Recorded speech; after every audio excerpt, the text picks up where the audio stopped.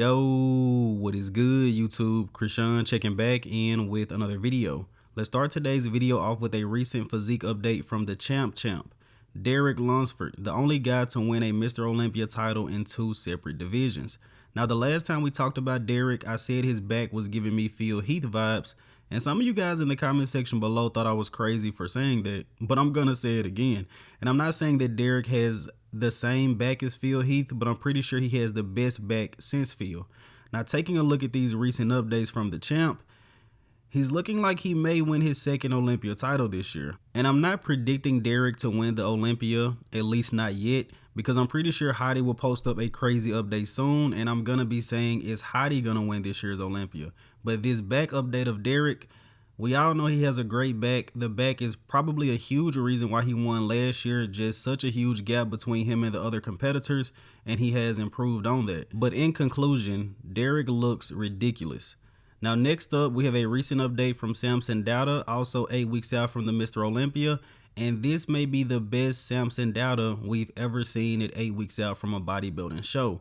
If you guys don't look at all of the updates over time, over months, over years, it's kind of hard to see the changes, and some people have even said Samson isn't improving, but conditioning is a lot better than it was before at 8 weeks out, and Samson also looks to be a little bit bigger. Take a look at this real lat spread from top to bottom. This almost looks like a new version of Samson Dauda that we're going to see going into this year's Olympia, and I could not be more excited. My Samson Dauda prediction has been out for a while now, but I have him firmly placed in 3rd going into this year's Olympia contest. Excited to see what he brings. Now, next up, we have a post from the mutant Nick Walker. I would love to actually play this, but Nick has some music in the background, and we can't be risking copyright strikes. But you guys should definitely go over to his Instagram and hear this. But in this video, Nick Walker said he hears the noise, he sees the top 5 predictions, and people either don't have him in the top 5 or they have him 5th. He understands because he wasn't at last year's Olympia. People didn't like what he brought to the New York Pro, but Nick Walker said, come this year's Olympia, we will all see again. And whether you like this guy or not, you have to respect the mindset. This is really reminiscent of Jay Cutler, not as far as the physiques, but as far as the mindset. Jay sat there and lost to Ronnie all of those years, people telling him he would never win, and he won. Nick is very determined whether he wins the Mr. Olympia or not. I respect his mindset. Now, next up, we have some recent updates from former Mr. Olympia Brandon Curry, who is looking absolutely jacked. And Nick Walker is talking about how people are placing him 5th or not in the top 5. I haven't heard one mention of Brandon Curry potentially placing top 5 or top 6 this year. I honestly haven't even heard top 10. No one is really talking about Brandon Curry. Now, to be fair, he isn't really posting physique updates, just a couple of training updates here and there, but I don't know what Brandon is going to bring to this year's Olympia. Last time we talked about Brandon, I speculated that he knows he's at the end of his career. He could be hitting the gas very hard and we could see something special, or Brandon is getting older, he switched coaches, he's trying something new. It may not be the best showing. But you guys let me know in the comment section below, what are your expectations for the former Mr. Olympia going into this year's show? Keep in mind, Brandon was still 4th last year despite complications prior to the show. Now, next up, we have some back updates from Rubiel Mosquera ahead of the Italy Pro. Now, it's possible that these are older updates of Rubiel from the Dubai Pro Prep, but they could also be recent.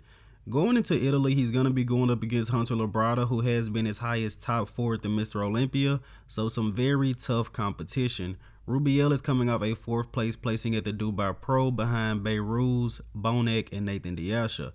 Hunter Labrada is a different animal. Best of luck to Rubiel. Speaking of Behrooz Tabani, we do have a recent update from him at about 7.5 weeks out from this year's Mr. Olympia, and we're still unsure if Behrooz is actually going to be at the show. But this guy's work ethic is just unbelievable. Doing 3 shows this year, 2nd at Impro, winning the Flex Weekend, winning the Dubai Pro. Behrooz has probably been in prep since January or February, and this guy is still going strong going into this year's O. Really hope we get to see this physique on this year's Mr. Olympia stage. I think we all can agree that Behrooz Tabani does have top 10 Mr. Olympia potential, and if he can make it to this year's show, he could definitely be higher than 10th.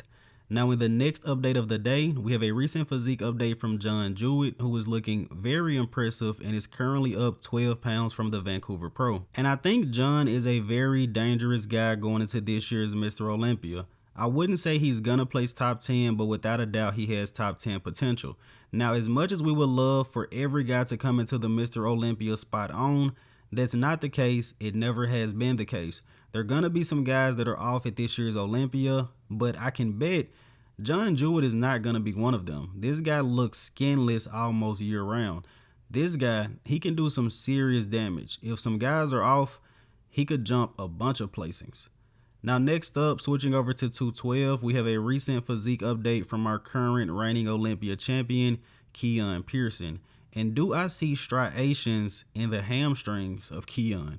And this is insane. 8 weeks out, this guy has striated hamstrings. Just a year or two ago, this was Keone's weakest body part. Keone needed to bring in the hams and the glutes, but now, without a doubt, this is a strong point. But Keone is making a serious case for winning his second title. It's hard to beat the champ when he's improved.